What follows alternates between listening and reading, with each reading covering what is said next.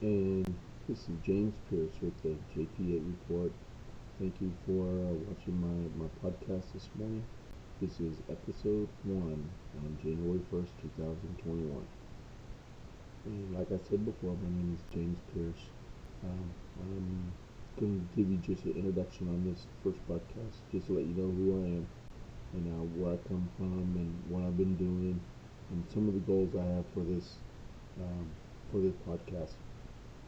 Part of the background, I'm just still getting set up here. I wanted to be fully set up, but I felt I needed to go ahead and get started and broadcasting this and make it, as we do in the Army, side improvement. So you see something, you do it. A little bit about myself. Like I said, my name is James Pierce. I'm from Fort Worth, Texas. I'm a child of the 70s and 80s and graduated from high school at a little suburban high school in Fort Worth called Castleberry High School, class of 87.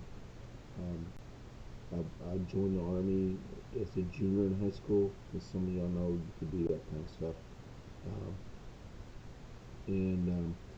I went to basic training in Fort Dix, New Jersey. I'm going to flip through some pictures here to show people about where I came from and stuff. Some cool Army pictures and stuff you'll like. Okay, this first one is going to be from basic training. Look at me now, and then look at me then. 17 years old, first time away from home. Okay, that's a long time ago. Back to me. I joined the Army in '86, graduated high school in '87, joined the regular Army in '88, and went to Germany, Darmstadt, Germany. The job I did in the Army was a lineman, climbed telephone poles, and installed telephones and ran heavy cable. Another picture of me in 1989.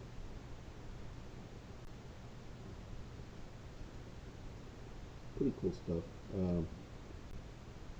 I spent 24 years, 10 months of active duty. I've been deployed 3 different times to combat zones, got 2 tours in Germany. Here's a picture of me when I was in the first Gulf War. And I was somewhere in the eastern province of Saudi Arabia, aka Dammam. Okay.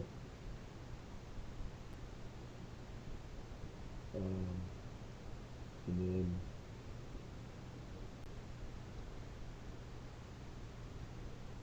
let's see here. There we go. I got the time I was in the first Gulf War.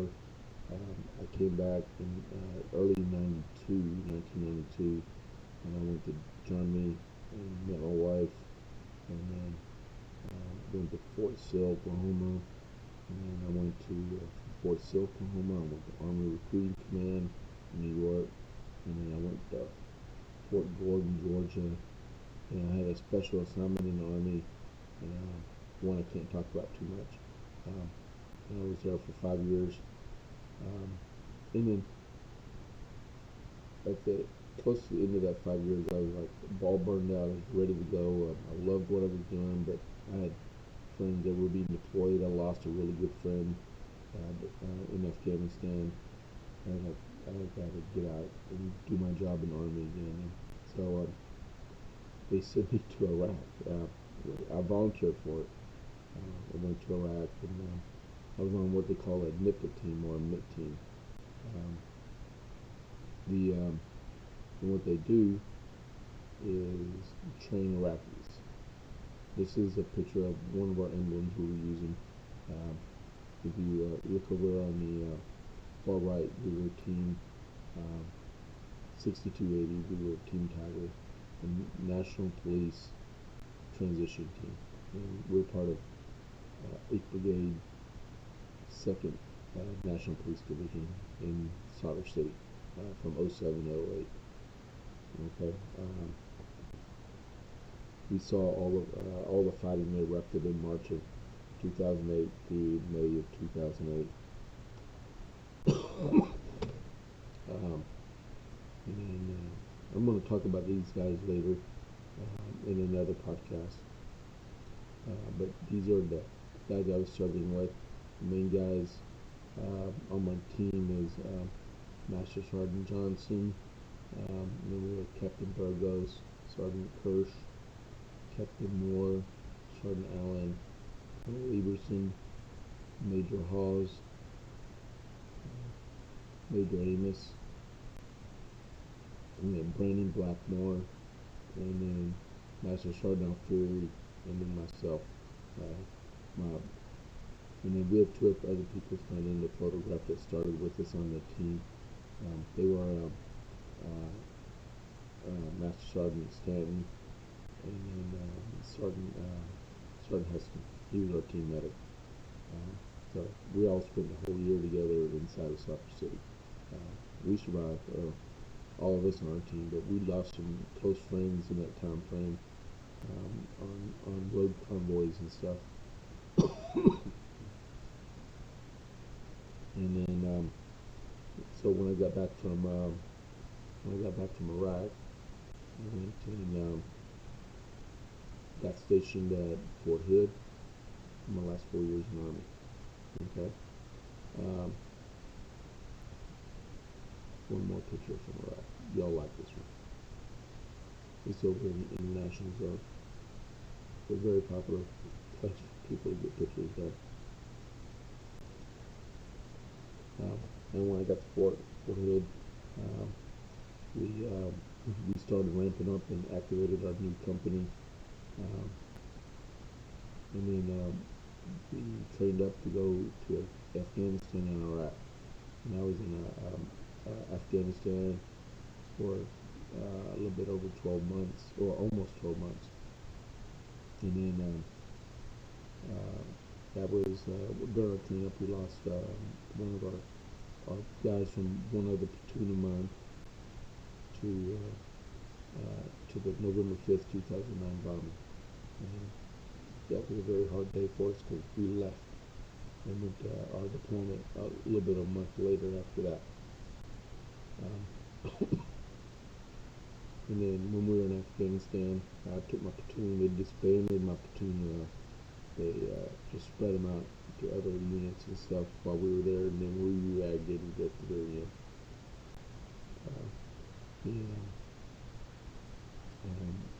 We were like a special project team, and what we were doing, we were maintaining communications in Afghanistan. And then we came back to Fort Hood in December of 2010. But I was still young. That was 10 years ago. Okay, so and then like I said, well, I've lost some good friends since I've been in the Army, and 3 really close friends. Okay, as you can see in here, the top one is Justin McCrow. He was killed by the man I don't even identify by name anymore at all, ever, by rank or name, on November 5th. And then on the bottom left is Mike Norman. He was on a transition team with us in Iraq. He died January 31st of 2008 on IED in Baghdad. The route orders and route burning. And then the guy on the bottom right is John Morton. I went to Enoch with him at Fort Gordon in 2004 and 2005. Man, I tell you, man, this guy's airborne. He's awesome. He's with the Sky Soldiers from 173rd Airborne Brigade Combat Team. He volunteered for a patrol in Afghanistan and was killed by small arms fire combat. And that was the only funeral I ever went to in Afghanistan. I mean, not Afghanistan, sorry, on National Cemetery. You will never ever forget something like that. And then just give you a little bit of idea of where I come from. I did graduate from high school. Like I said, I served all that time in the Army. And thanks to the Army, I have a bachelor's degree in history. I'm certified to teach history and social studies at the high school level. We went to University of Maryland, University College. It's called now it's called University of Maryland Global Studies. Uh, and then I finished up that degree. Matter of fact, when I was in Afghanistan, and then I graduated across the stage when I got back. And then I'm married. I've been married for 27 years. I got 3 daughters, Rebecca, Rich, and Rose. Uh, 2 of them are presently doing college work in Louisville and at Dallas Baptist University. When I retired, I bought myself a business, and then we've been running that since 2012. And then 2015, so accelerated 3 more years after that. There was a bunch of stuff going on around Colleen, Forehead, and I just didn't like what I was seeing going on in Copper's Cove. And matter of fact, the guiding factor in me running for city council was I went to this Army listening session in April of 2015, and nobody represented our city. And we elect these people. I'm conservative, and I do believe we should be out in the community to talk to people. But nobody represented our city. We've seen people from KLSD, Killeen Independent School District, Copper's Cove Independent School District, the city of Killeen. We had people from Nolanville and Belton. I mean, everyone except for our city leaders. So, like they say, put your money where your mouth is. So I used my own money, and I got donations from other people, and I took on an incumbent in Copper's Cove, and he was a good guy too, but I just felt like I needed to be on the council, so I challenged him, and I won. First time I ever ran for office, and I was told on my campaign signs, I don't have a picture of my here, but when I put on vote James Pierce, Copper's Cove City Council, and didn't put the place number. We got 7 places. We're all at large in Copper's Cove, and I was told don't put your place number on your running because you won't win, and you probably won't win for the first or second time. So don't put it on there. And if you need to, you can tape a number on there. I'm like, really? So I didn't put a position on it, but I won by about 12 or 13% on election day. I'll show you another picture real quick. That's me getting sworn in November of 2015. So I served on the city council from 15 to 18. I didn't win re-election. It was a good fight between me and my opponent. Fred was me and him don't see politically at all, but he ran a good race. I ran a good race, and he came out on top. And he knows that. And we've talked. I don't hold nothing against him. He's pretty cool. And then I was just wondering what I was going to do, and then an election came up, another one, and that was in our local community college. And I said, why not? It's a 6-year term. I just finished a 3-year term. My wife agreed, and I did it again, and I won. And I beat a really popular guy that's a local superintendent of our schools, and he is a really good guy. If you ever need an MC for a conference or a dinner or something, Dr. Joe Burns is the greatest guy to be your speaker, because he knows what he's talking about, and he'll liven up the crowd. He's very intelligent, very smart, and very successful at what he does. So so that's 2 years ago. So I've been on the board of trustees for 2 years. So that's what I do. What I've been doing, um, and then I run my business also. Um, got one more picture. I want to show you a picture of me and my wife from 1992 when we were engaged. Just so you know how young we are. Okay, so we got married in December of 1993. And then, like I said, I got 3 girls. I got Rebecca, she's 23. I got Rachel, she's 21. And I got Rose, she's presently 19. I am like I said, I'm a conservative. I'm a Republican. I'm a very loyal Republican. If you see some of my Facebook posts, you know I'm conservative at heart. I'm pro-life. I believe when you hear the heartbeat, that's baby, no matter what, all the way till the day it dies. Okay, we should grant them rights as that. I'm pro 2A. I hold a license to carry. We used to call it CHL in Texas, but it's license to carry on. Me and my wife own several different rifles, shotguns, pistols, concealed pistols. We believe in taking care of our house.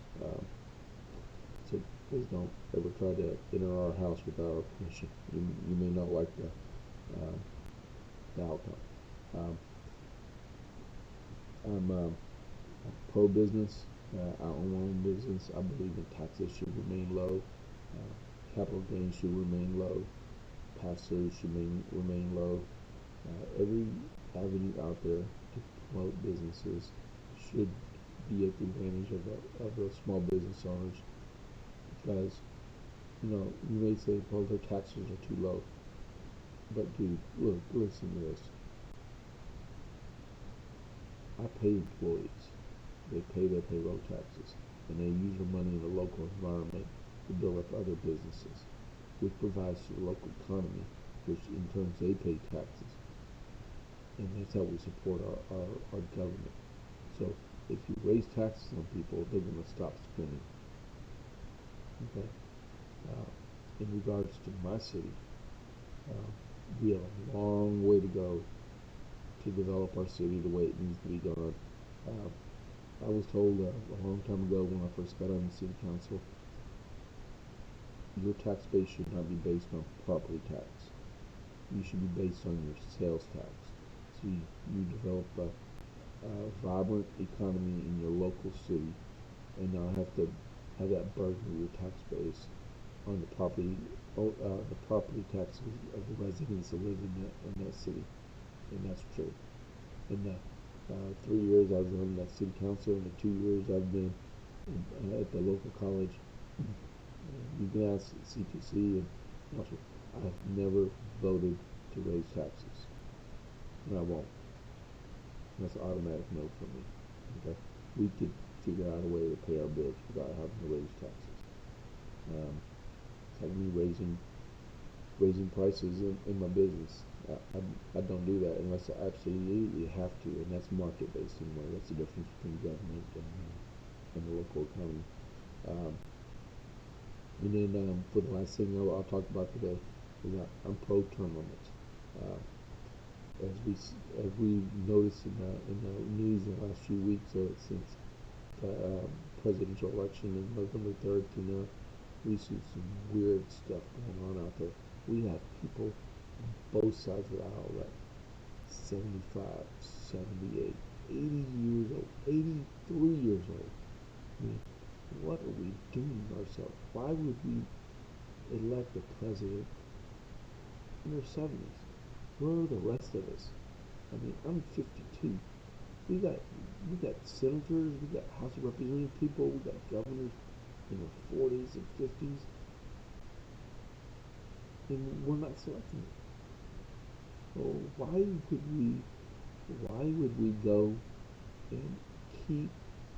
I mean, there's nothing wrong with an older person in office, but we have plenty of people in our country that can do the job and younger and bring better ideas and know what's going on. Okay, um, we just do better. Um, I heard a Democrat on the radio yesterday talking about someone's career in the House. I'm like, you are doing yourself wrong if you sit there and you say a local political office is your career. You're providing a service. So term limits, uh, term limits is a must. We have to figure out a way to do a constitutional amendment to get term limits. And me, I propose 10 years in the House and no more than 2 terms as U.S. Senator, maybe 3. Okay, but you know, you should not be turning your life into a career in politics. If you look back in the 1800s and you look at the House of Representatives and the speakers of the houses, they only spent like two or 4 years as a speaker, and then they left Congress. I mean, Nancy Pelosi, she spent 4 years. If she gets reelected, this will be 4 plus the one she spent back in 2010. You know, and she's been in Congress since I was at E5 in the Army. Come on, lady. There's younger, there's more intelligent people out there that are in the House, both Democrat and Republican. You know, we could do better. Yeah, term limits 10 years for the House and 2 or 3 terms as a U.S. Senator. We have to protect our Supreme Court. Judges from everyone agrees 9 is the number where it needs to stay at. Whether it's a conservative bench or a liberal bench, it needs to stay. The justices need to be able to voice their opinion, and the judgments need to stand. And the more justices you put on that Supreme Court, you delete the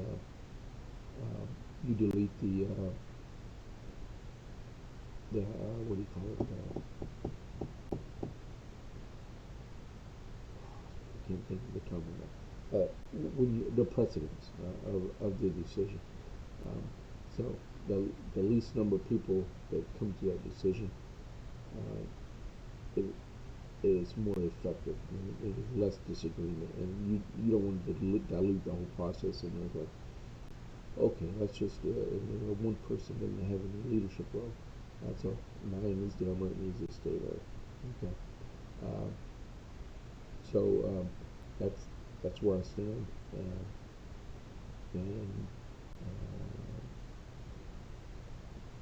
So if you want to email me, as you saw at the very beginning, my email address is JP8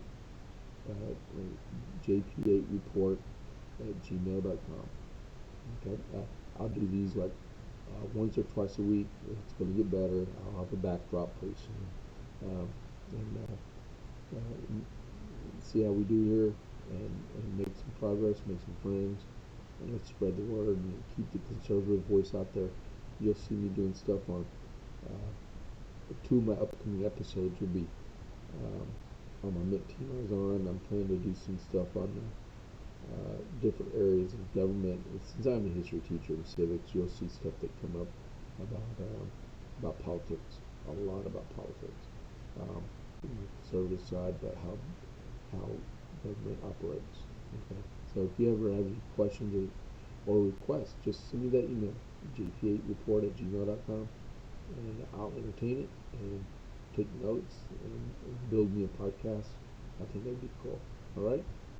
So that being said, I'm going to sign off my first podcast, and I hope everybody has a great day. Okay.